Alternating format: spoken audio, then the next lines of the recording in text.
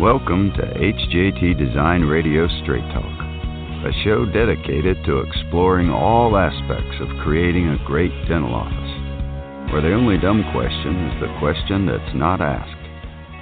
Here's Jim and Han. Good evening, Jim Jarvis here, along with my co-host Han Tron. Han, how are you today? I am marvelous, Jim. I am doing marvelous. Excellent. Welcome. Go ahead, bud. So I just wanted to say welcome to everyone. Episode number 43 of Straight Talk. Tonight's episode is another interesting one, only because it's very impromptu, because we've received and have numerous piles of questions that have come in, and there is actually a trend that's kind of starting. What we're seeing is that there's been quite a few questions that kind of deal with the subject matter of starting your own practice or startups. So that's what we're going to do tonight. Tonight, we're really going to talk about the answers to these particular questions that we have, along with anything else that comes out that's part of it. I'd like to say thank you to all those that have sent in questions. Please feel free to continue to do that. If you need a location, go to our website, www.hjtdesign.com. Right there on the front page where it says listen live to the radio show, you click on that button, and then there's a tab or a link there that allows you to actually fill out a questionnaire form. Really, it's only got, I think, 3 categories in it. Your name, if you want to put it in there, along with your question, and your email address if you want to give it to us. You don't have to. And send it off. And we'll do everything we can to, if we need to, we'll add more and more episodes of questions from our listeners. So, Han, you were going to say? No, I was just talking about the weather. Oh, okay. Well, actually, we had some rain tonight this evening, which was actually kind of good because we needed it here. But I'm sure it's perfect down in Florida, right? It's always perfect, including during the rain. Right?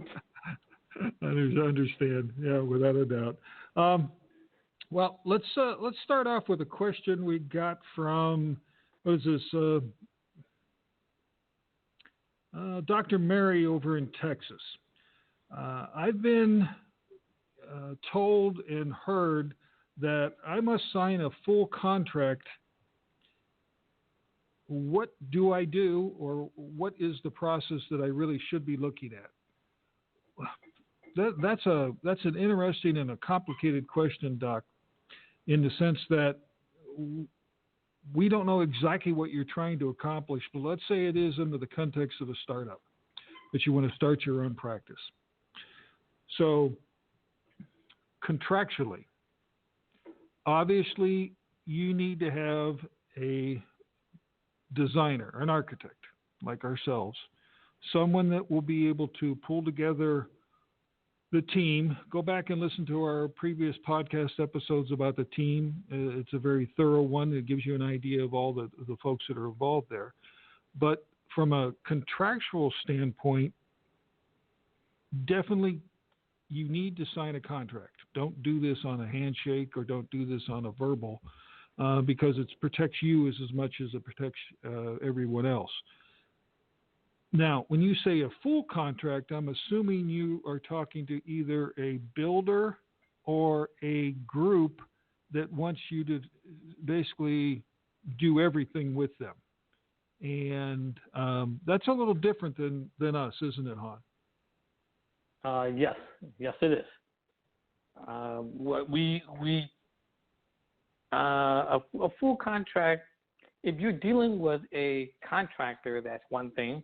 If you're dealing with an architect, that is another. But yeah, everybody do things a little bit differently. We have found a sweet spot that allow us as well as our client to take things in progression and develop the program or develop their design as we go. So Jim, you go ahead and go into that a little bit, Jim. Sure. Well, our process is really, we like to call it a two-part process, in that initially, no matter whether you're going to do a lease space for a retail center, a lease space of an existing building, or even building something brand new, it doesn't matter. We have our first part, and our first part is the initial design concept. Now, that initial design concept is going to be a full floor plan that lays out the particulars of your adjacency, what happens within the particular space. If it's an existing retail center, then it's within the existing confinements of the walls that you want to lease out. Or if it's a brand new build, then it's within the existing constraints of the property that allows you to build whatever you want. So once we've determined the particular size and arrangement and shape, then it'll be we create a preliminary floor plan, which also could include a preliminary site plan if it's a new build. And that preliminary integrates everything from the particular equipment that you would like to have, along with at least an idea of it, not the specific equipment, but an idea of where you want to have. For example, if you wanted to have operatories that only had one cabinet station in it, or no cabinet stations, all that kind of stuff gets integrated into it. But what I was getting at is that preliminary gives you enough information to give to a construction entity, or hopefully you take our advice and bring onto your team a construction manager, that construction manager to give you a ballpark estimate as to the cost to do your project. And either it's going to be a renovation cost of an existing building, or it's going to be a new cost for a new build. Then once you have that existing, or you have that information of a cost, then you can take that cost and sit down with your lending institution and your banker to be able to determine the financial feasibility of doing what you want to do. That is the first step. Now, it doesn't include a bunch of things that are under the full architectural step two. Step two is the full architectural package, which builds upon what step one was. Now, step two has a full architectural package. You integrate all the engineers that are necessary. You integrate your interior design folks, if you want to have them as part of it. All of the specifics, all the questions, all the little pieces and parts that have to be determined, it all culminates in a set of construction documents known as blueprints. And then you go into the building permitting process and approval process, and eventually through the bidding, and come out the other end with successful bidders, and hopefully start construction and move on forward with your construction of the process. So our two-step process is different in the sense that you have a real thorough initial package that allows you to get a real comfortable idea of what that cost is going to be. And then it allows you to then build upon that, so you're not wasting any time or money for the first part in the way of fees and that kind of stuff. So it gives you the opportunity to incrementally step through this process.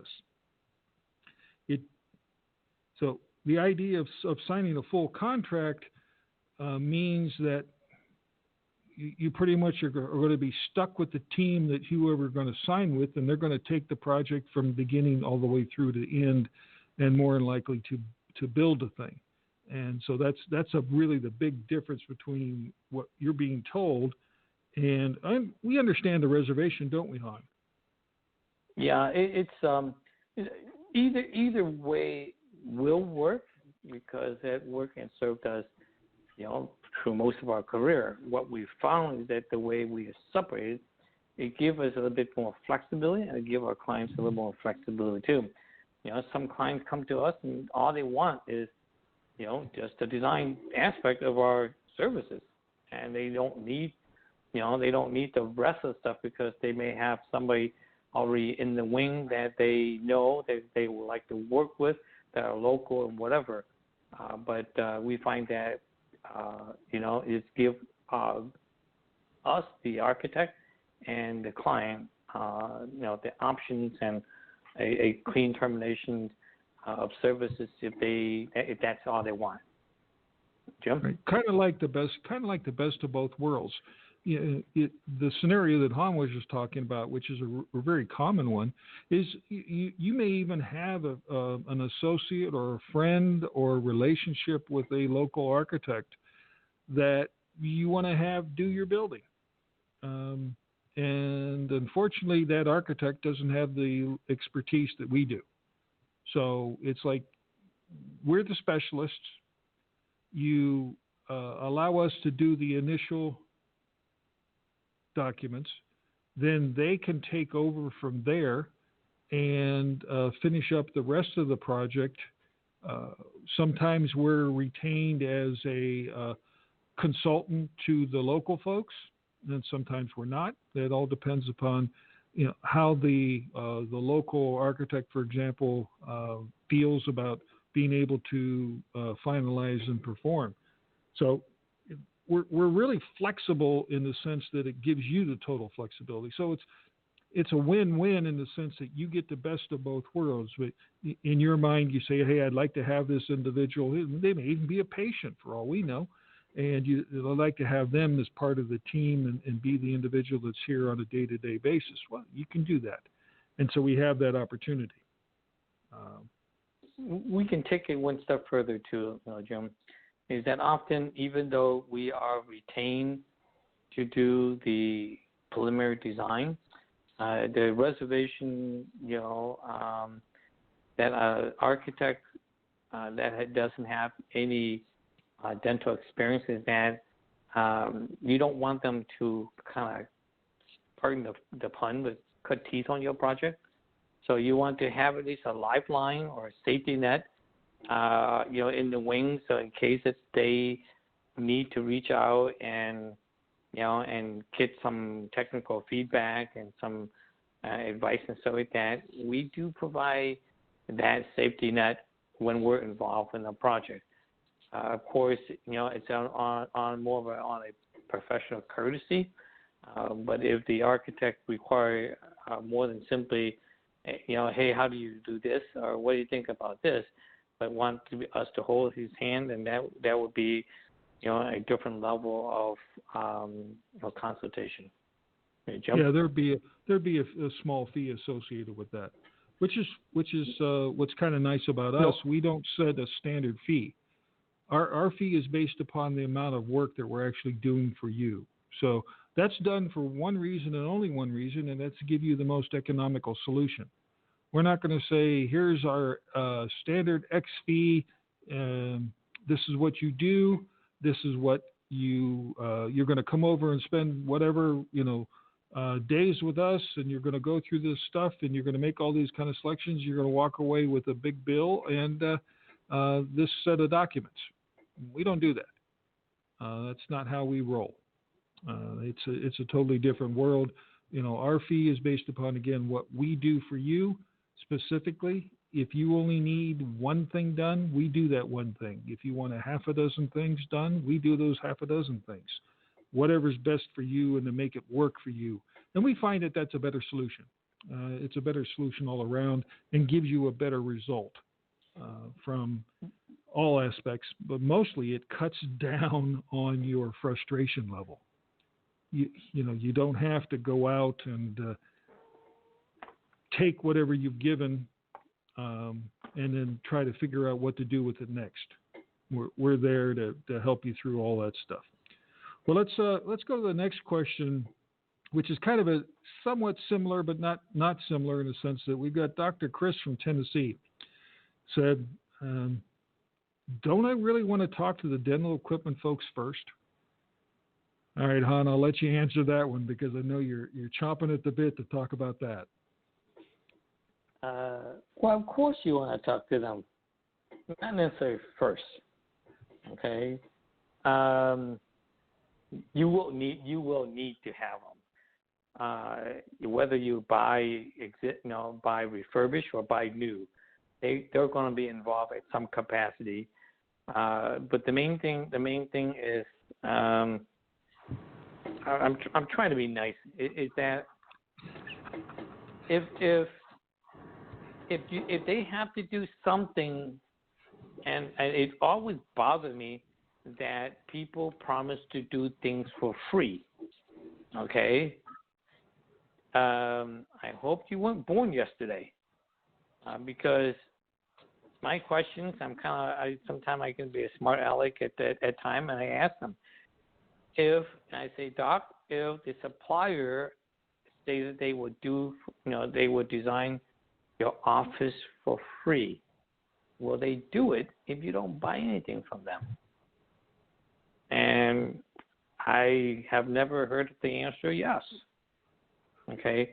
They are good at what they do. They have a function. They should be on your team to help you finalize the equipment, select the appropriate equipment, shop for it, and all that stuff. But when it comes to designing, that's not, in our opinion, that's not their strong point. We have been blessed so many times with the product that they produce for our clients, and then we get to play architectural janitor, and that never set well. It only puts you in a bad situation. The worst, probably, if they do something and you love it for whatever reason, and you buy the property, and then find out that you can't execute what they have designed for you. So no, Jim's right. It's a love-hate relationship. They're good folks doing good things when it comes to the equipment, but they don't really have any business messing with the design of the building. What I think sometimes it's worse is that when we design, we talk about startup, okay? So a lot of times startup are usually meant, a young dentist going into a medical building, or a condo. But it's rare that they buy a piece of land or a building and renovate to do their first startup. So this comment may not be specific for them, but when we design a project from the ground up, a raw piece of land or a new building, we design the building and the site together, so that they work together. What drives me absolutely nuts is when a potential client came and say, I got so and so supplier designed me a building that's going to go onto the property that I'm looking to buy or I'm in searching to buy. It's like taking the cart in front of the horse and ask the horse to run. It doesn't work well. Jim? Yeah, without a doubt. And if you put this question in the context of a startup, is the sense that obviously they have a relationship with the dental equipment folks. They see them a lot, and they are experts at equipment, no doubt about it. They're very valuable people and very valuable team people, and there's a trust level that's built there. We don't have a problem with that, and that's one reason why we do not tie ourselves to any particular equipment supplier. We're not tied to, Benco, Shine, Patterson. We work with all of them and gladly will work with anyone because we understand that their role, sometimes maybe better than what they do. We understand their role in the sense that they are the specialist when it comes to the equipment, and they're very valuable as part of that team, but they're not the individual who should quarterback your team. You need an architect who understands the nuances, who's been trained for those aspects of life safety, of the code, dealing with construction, dealing with all the things that have to be dealt with. That you need that person to be in charge to lead the team to be the quarterback, because that's what we're trained for. That's what the years and years of experience, the years and years of schooling, that's what we have poised ourselves to be, and that's what we bring to the table. So you need to have an architect that has that level of experience, specifically, as we always advocate, someone who understands a dental office and has done it numerous times before, because especially in a existing building, it's even more critical, because you have to be able to evaluate what you're dealing with from the beginning. Han and I look at so many existing facilities, and we'll look at a equipment layout done by an equipment supplier, and the very first thing is, well, this won't work because it doesn't meet code. What code? Well, the code that is enforced that mandates what you have to do for things like exiting, doorways, hallway widths, travel distances, fire ratings, ADA, meaning American with Disability Act, so the handicap code, restroom counts, drinking fountains. I mean, that's just a partial list of all the things that we have to go through and make sure that are in place or available and improperly in place, that needs to be accomplished as part of what we do. Now, in that list that I just threw out there, there wasn't a single thing that a dental equipment supplier provides. They usually don't, Jim. And that's an important point. They don't, because they're not trained for that. They are specialists on equipment. We are specialists on design. Big difference. Buildings. And so, yep. Yeah, big difference. And so we love them. They're great people. Just they shouldn't be in charge of leading the team. That's all. Does that make sense, Hon? Here's a well, this is for the startup as well. The term design. It can be as simple as I draw a box on a napkin to a very complex, official set of document that you can build from. So when you don't know the amount of work that's required or the amount of information that's necessary to allow you a accurate bid and things like that, you don't know what to ask, okay? Because you hear the term, we will design your office for you for free. Well, exactly what does that mean when you say design? Okay, we interpret that word differently than those who are in the arena of, of placing chairs and X-ray units and pan and supplies. All right, the term when you start out, whether you've done it for the first time or the second or third time, define that word design. Whoever you work with or whoever you're talking to, when they say we can design your office for you, define that. Ask them to define that, so that way you're not caught flat-footed. Okay, Jim? Yeah, absolutely. And actually, that segues into the last point that I wanted to talk about, and it has to do with another team member that is designated as an interior designer. Now, what the heck is an interior designer versus an architect? Well, there's two big differences. One of which, an architect is a licensed professional who is mandated by law to get a license within a particular state based upon the criteria that state have established, so that they can provide the services and effectively take responsibility for the life safety issues and code fulfillment issues within that jurisdiction. An interior designer is not that. They do not have a license. to fulfill that requirement.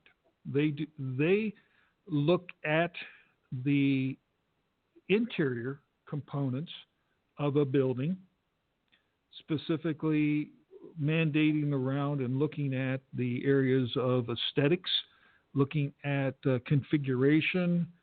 Sometimes they'll delve into a few other areas to expand their expertise in the way things go together, but they are not a substitute, nor can they be legally. There's not a jurisdiction in this country that will allow you to build your building, either the inside or the exterior and interior, with a interior designer's stamp on it. First of all, they don't have stamps. They're not registered, and they do not have the ability to replace what the architect is responsible for. And that's by law. That's not, go check it out for yourself if you don't believe us. It's by law in your particular state what's required. The law states that you have to have an architect that's professionally licensed and fulfilled all those requirements. It also states you have to have engineers that are professionally licensed and fulfilled their particular requirements to apply for and to get a building permit based around a set of construction documents that you can build from. You can't build from anything else, except I think there might be one or two states that allow you to build some small facilities and residential stuff that you don't have to have a registered architect for. But that's very far and few between. The majority of the country, different animal. The majority of the country requires that because it affects life safety. And the reason behind it all is all about the safety of the person and the public who's using your building. Your public buildings, you bring clients into the building. They don't want the buildings to collapse. They don't want the buildings to burn down. They don't want people to get hurt. They don't want people to get killed. All those things are there for that reason, and for that reason only. And that's the checks and balances, and that's the system we work in. So, when it comes to the question of, don't I talk to the equipment suppliers first? You can talk to them anytime. They're part of the team. We want them as part of the team. We're not saying they shouldn't be part of the team. We're just saying that they shouldn't be the ones that lead the show. Does that make sense to you, Han? Absolutely. Let me interject a couple of points regarding the interior designer on the team. If you commission a firm that have architect and interior designer, in the pecking order, the interior designer report to the architect. It's not the other way around. They're not. They collaborate together and stuff like that, but the individual ultimately have the responsibility and liability for the project. The design of the project is the architect, not the interior designer. Another point is that if you put together a team where the architect is from another organization and the interior designer from another organization, please do yourself and your team a favor. Designate who leads the project, okay? Because you can't, that old saying is that too many chefs in the kitchen will spoil the soup. This is one absolute way to do it, is to not identify and assign who lead. It's natural in the whole design process that the architect lead, not the supplier, not the interior designer. Jim and I, we both have different experiences when working with interior designer. I myself had been with a firm where we have in-house interior design department. The architects on the job, on the project, always set the tone, set the parameter, set the aesthetic, and what they envision for the project, and the interior designer follow cue and execute, and fulfill that requirement. When you have an interior designer that wants to make a mark for themselves and want to go rogue on the project, it's disastrous. It creates a lot of confusion, and it just creates so much delay and unnecessary expense. So if you have one, bring them on. If you're thinking about working with an interior designer, bring them on early and introduce them to the team, and then identify what their role and what they're responsible for. So that way everybody knows who's in charge and what they need to do. Jim? So in a nutshell, from this aspect of the interior designer, we would not advocate that, whether it's a startup or any other project, that you go to a organization or a group or whomever that has an interior designer that creates a design and then says, okay, take that design and now go work with an architect. It's kind of like backwards. The interior of the project, even if it's a renovation or if it's a retail center, the interior of the project does not mandate or lead the project design. It's the overall project, meaning all aspects of the project are led by the architect that needs to lead the design. So you're basically asking for you're going down a difficult path, and a lot of work has to be reworked. A lot of frustration and potential of wasted funds are in that scenario. So we're not advocates of that. So, okay. Han, did you have a question you want to interject in, or you want me to go to my next one? Yeah, let me ask mine. Okay. Okay. This is a question from Dr. Nancy from New Hampshire. When it comes to type of site selection for a startup, what would be the ideal buildings should I look for? Should it be a medical office building, a condo, or retail space? So, you want to give it a shot, Joe? Yeah, that's actually a really good one, because there are some, and I think we did a little bit of this on one of the podcasts if you go back and listen to that. But to recap a little bit, there are some buildings that are existing buildings that are easily renovated and turned into dental practices, and then there are others that are extremely expensive. So the ones that we found that are easily renovatable, if that's a word, is, if you look at buildings that are designed under, first of all, they got to be designed under a commercial code.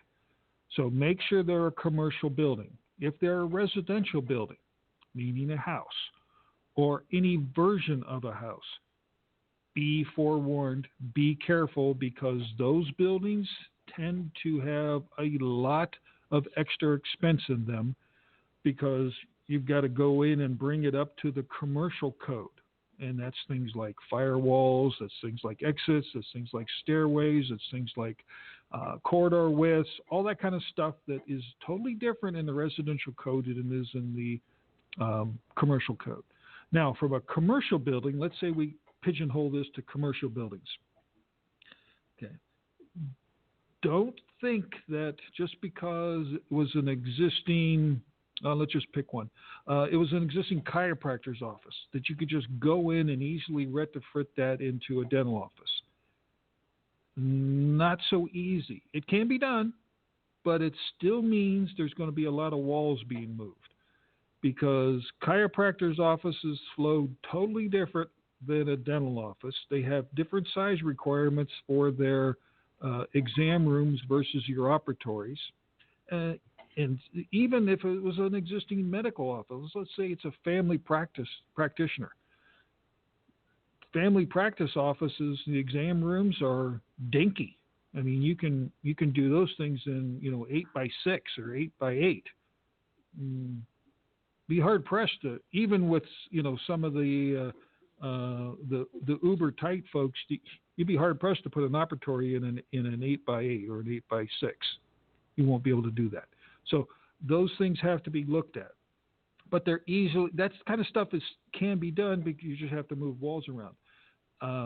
Commercial buildings that are difficult to change into dental offices are ones like churches or things that are auditorium-ish, that have sloped floors, that have a large volume of spaces. Those kind of things tend to be more problematic and a little difficult to deal with.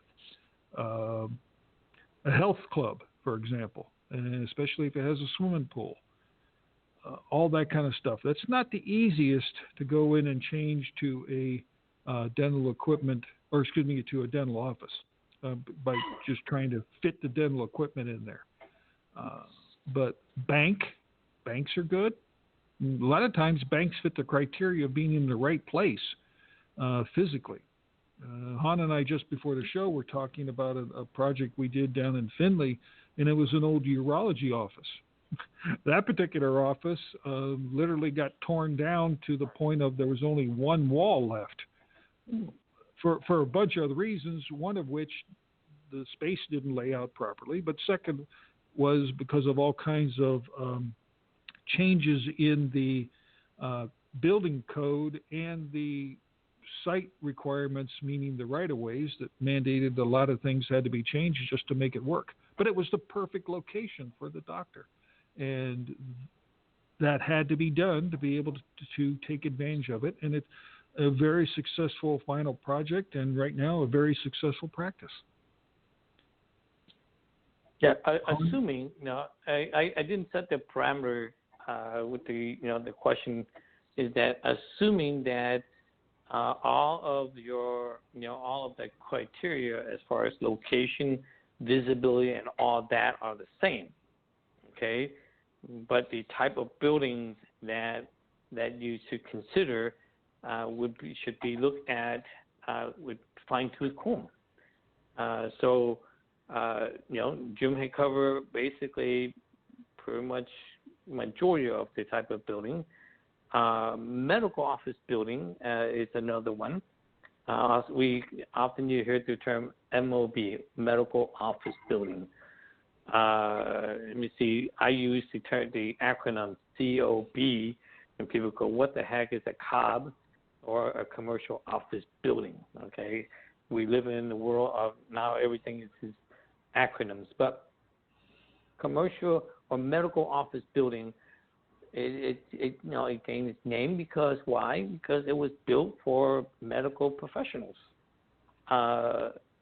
They're usually multi-story buildings. Multi-story buildings lend a little bit more difficulties in terms of the actual work, because you're in an occupied building. You will have adjacent neighbors upstairs, downstairs, besides you.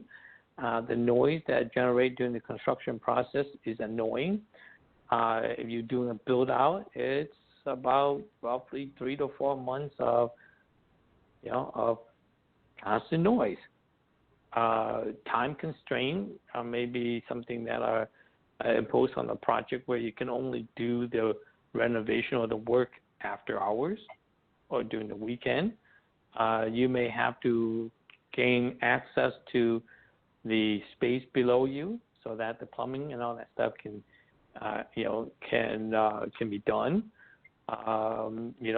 And so all of that, there's a lot of logistic issues with commercial and or medical office building, particularly if you're on the upper floors. Okay, one of the building types that we've seen a lot in the recent years our retail space, our retail spaces. They're pretty much the things that you need to consider when you look at those retail spaces is, will you be there for a long term? 5 years, 10 years, 15, 20, and so on. Will you be there and grow your practice there after 10 years? All those questions need to be put on the table, consider, and your business plan, so that way you select the most ideal location within those retail spaces, so that you can grow. Some of the discussions that I participate in is like end cap. Now, end cap would be referring to, if you're in a retail strip, you'll be at the end unit. Okay, who don't want to be seen in the end unit?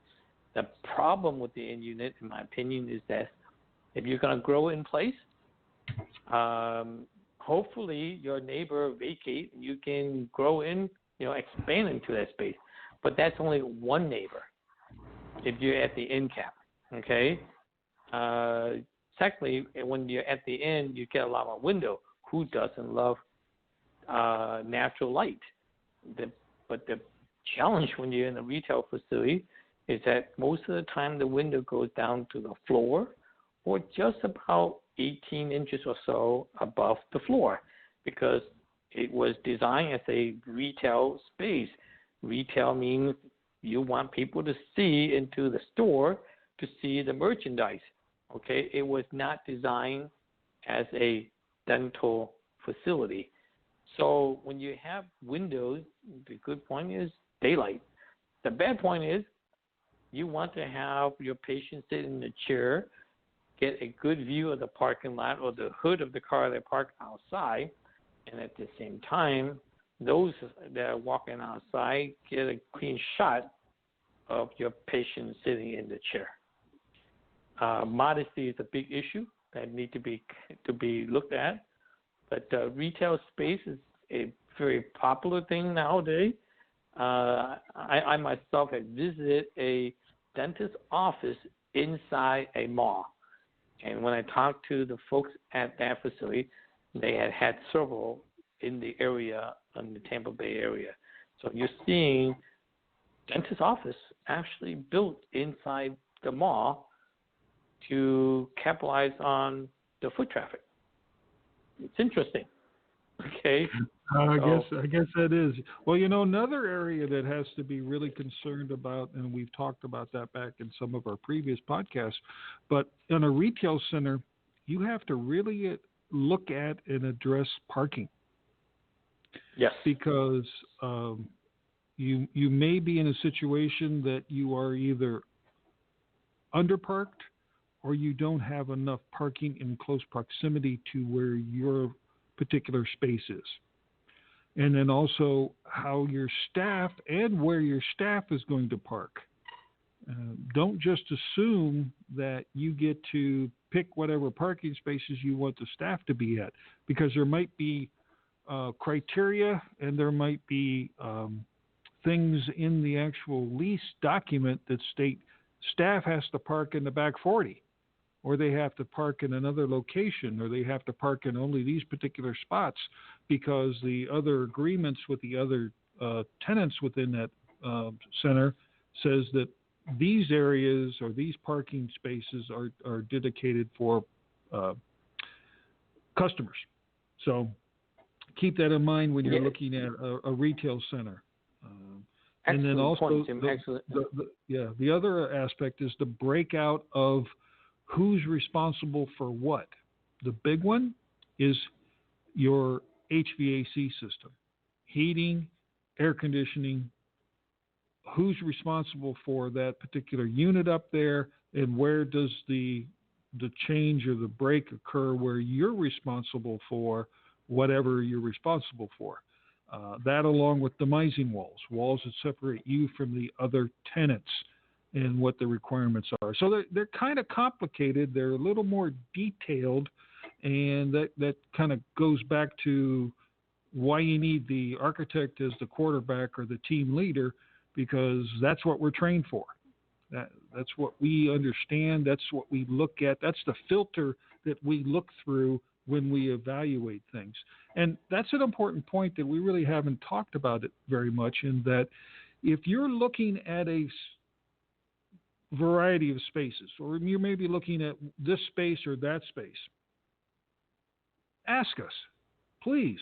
We'll evaluate. We'll give you an evaluation of what, this space over here, space A compared to space B, and whether there's an advantage or a disadvantage to either one of those to help you before you make the decision. It's never too early to ask for that advice, and actually you set yourself up to have an opportunity to potentially save a lot of money. You can save yourself a lot of money by having that information early, as opposed to saying, no, I'm going to pick that space because that's the one I like, and not have the professional like ourselves go through it and identify the areas that might cost these extra costs that weren't really evaluated and or weren't part of what the landlord said he would be taking care of. So that all falls on you. And we've seen that happen a lot, haven't we, Hon? We've seen it happen all the time. For instance, Jim mentioned about parking, and that parking is huge. A dentist's office requires more parking requirement than a family doctor. Okay, attorney office or whatever other businesses, a dentist's office require more parking. So don't underestimate your parking need and go into a building and then you realize that you're kind of push yourself in a corner. Now what do? Okay, get a second opinion, look at it logically, rationally, and have a few eyes look at and give you the pros and cons. Don't like our friend George Bell said, don't wear your rose-colored glass to the table and look at things and fall in love with it before it actually makes sense for and meet your requirement. All right, Jim? Yeah. Well, our next question is from Dr. Eric over in Georgia. He said, I'm in a situation where I want to start a new practice, but I'm trying to determine whether I should lease an existing space or buy land and build, because where I'm at, it's very difficult to lease existing spaces.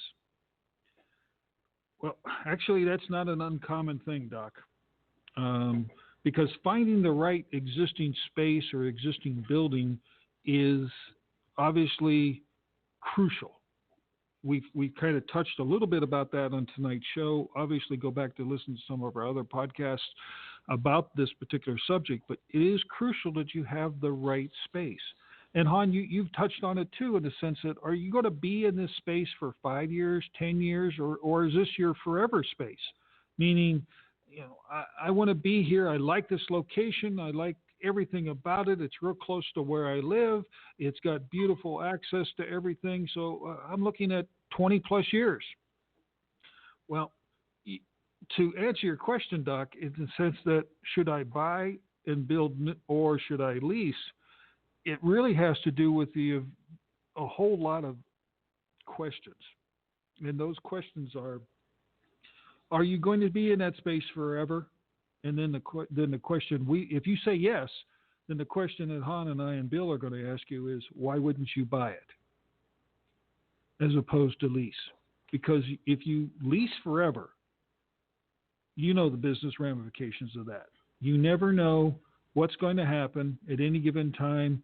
That building could be sold to somebody else. That building could be sold from out from under you after your lease, and you're basically done. You're no longer in control of that facility. Now, if you're going to be in this space for 5 or 10 years, that's a totally different scenario, and it may mean that leasing is the best solution because you see it as a transition into the next step while you're getting yourself set up so that you can actually go out and buy a piece of property or buy a building and renovate or build new. Now, the other part of the thing, which Han and I don't get a lot involved in, that's what we leave the folks like Live Oak and others to deal with, is financially. Are you financially able to take on buying the piece of property, building the building, paying for the necessary fees and soft costs that are necessary to be able to put up that practice? Now, if you're able to do that or can make that all work, then that's the best scenario. It really allows you to be in total control. But if your mindset is, I'm only going to be here for 5 to 10 years, and I kind of want to see what this whole area is about while I'm building my practice, well, maybe building new isn't the direction that you want to go. But if you're forced to, because you can't find a lease space that's right, the worst thing you would do is go into the wrong place from a lease standpoint. Either wrong in the sense of location, wrong in the sense of adjacency to other things, or wrong in the sense that it's exorbitantly expensive because you have to pay this high inflated cost because of what's going on with the economy. Han, what would you say? I'd say buy. Be an owner. Because you have more, you're in more control of your destiny. Okay? You can be, for instance, in a huge mall, and you go like, it's a successful mall, and I'm gonna be here for decades. Well, your lease, within your lease. Now, this is out of my territory, but if there is a big anchor store or a big chain that come in and need to have 40,000 square feet of space, and your spaces happen to be within that requirement, they'll move you.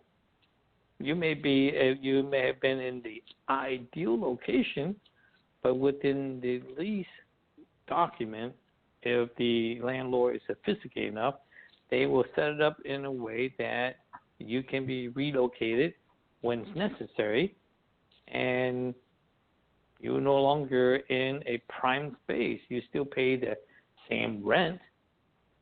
You don't have the control. Okay, like Jim said, you can be in the building and the landlords, go bankrupt, sold out. Whatever the case is, you will be affected. So, I think if you're in a position to buy, do so, or lease for a short term as a stepping stone, and save your money and work your plan B or your exit plan to get into your forever office. And so I think we're in, the majority of established dentists will actually advise you to own versus lease. Jim? Right. Han, do you have one last question you want to throw in before we call it quits tonight? I do. Let me see. Well, I have two, but let's go with this one first. Okay. I'm starting out. I'm looking for a space. I have no idea how big of a space I need, and I like, I'm going to stay in the area. So what do I do? How do I calculate or figure out the size of the the office I need, and how do I plan for future growth? Jim? That's a good one. Shot? Yeah, that's a real good one. Now, Bill Hunsinger, our Dr. Bill, our co-founder, obviously is perfect for that question. Unfortunately, we don't have him tonight, but Han and I have been around more than enough to be able to at least give you the basics of what Bill would say. First of all, Bill would say if it's you and only you along with your hygienists. You need anywhere from, typically, he said, to be able to do things right, a minimum of 5, maybe 6 operatories. And that's the beginning basis. That's your starting point. And then from that point, obviously, all the other amenities that you would, accessory spaces that are part of the operatories. Now, Han, we calculate 350 to 400 square foot per op as our kind of rule of thumb. Yep. So, if you do the math on that, I don't have math in my head that fast anymore. It's get crazy. Okay, so 400 square feet times 6 operatories is 2,400 square feet. And if you're 350 square feet times 6 operatories, you're at 2,100 square foot. So somewhere in the 2,100 to 2,000, what did I say, 600? 24. So, 24, I'm sorry, 2,400 square feet. And that's your kind of ballpark range. Now, if you ask the question about how do I expand, well, there's a variety of ways of expanding within that space. You could do it by the split shift scenario where you bring in another associate, or as you're growing and you bring in another doc, and you do split shift, different hours, work weekends, every other weekends, that kind of stuff. Go back and listen to one of our podcasts about that, and it allows you to expand your client base, but not having to physically expand your building. Then it becomes the question of, okay, now if that's expansion's not enough, then what do you do? Well, then you have to plan to be able to find a way to either acquire adjacent space, be it if you lease it or own it, buy it big enough that, in the sense of buy enough property big enough if you're going to buy, that you can expand and let the building grow as your practice grows. Does that make sense, Hon? Yes. There is one major thing that I often ignore. Okay, if you're going to physically expand and grow in a space, then the design of your space need to take all that into consideration. All right? Meaning, how do I do that? Plan for it now, not plan for expansion later. Yeah. See the end game. Okay, plan for the end game, because once in a while I see a building that was designed for future growth, and they make this same mistake that a lot of people make, is that I got this space, I'm going to grow into the adjacent space, we just knock out the wall.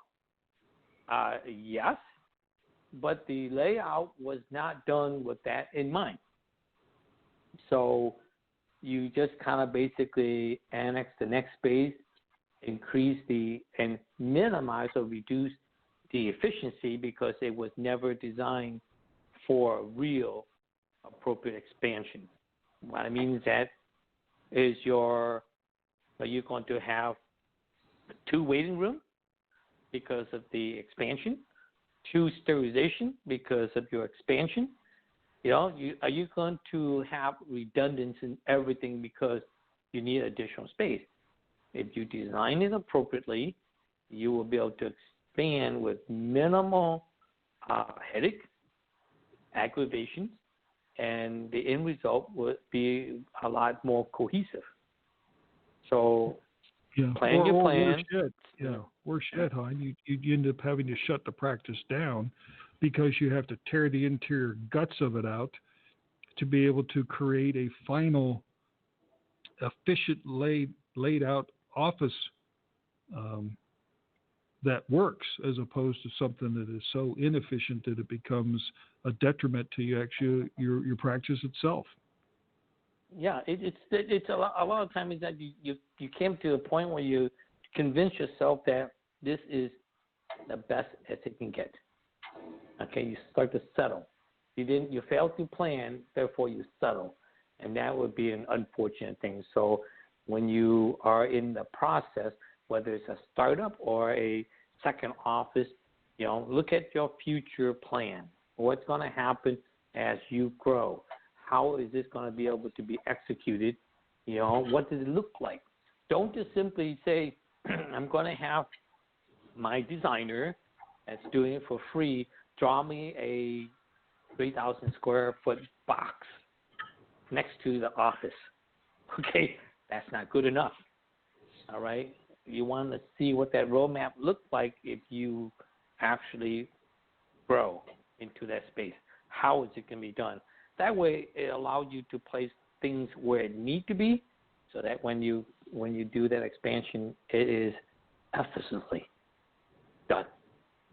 Excellent. Okay. Well, this has been really a fun evening in the sense that we've hopefully answered a lot of specific questions. Please continue to send them in. If Han and I need to do more and more of these, we'll continue to do more and more of these questions and answer kind of show topics because we like doing them.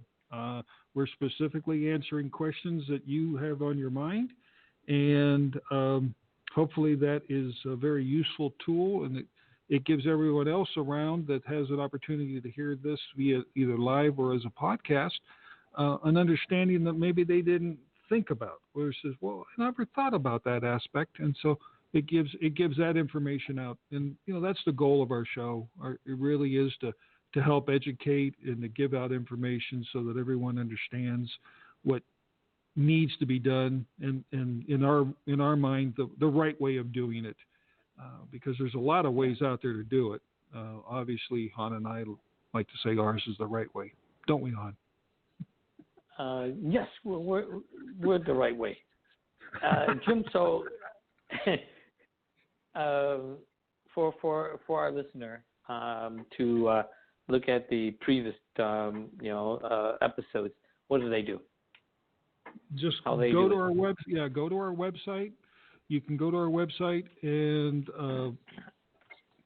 I believe there's a link there that goes right to the podcasts, or you can also catch it on Blog Talk Radio. They're all there as well. So both of those, along with the area for the submit a question, is all under the website under Listen Live. So with that, we'd like to say thank you again. Glad to have the opportunity to spend some time with you. Hopefully, we have a very special guest for us next week. We're going to get that confirmed tomorrow. So next Tuesday, we're hopefully going to have a live special guest to be able to pick his brain about the unique aspect of what he does in the dental industry. I'll kind of leave that as what do they call that, a teaser. So we're looking forward. We're looking forward to that. So with that, Han, I'll give you the last word. I had a blast. I appreciate you plugging in and spending the hours with us. Until next time, have a good evening.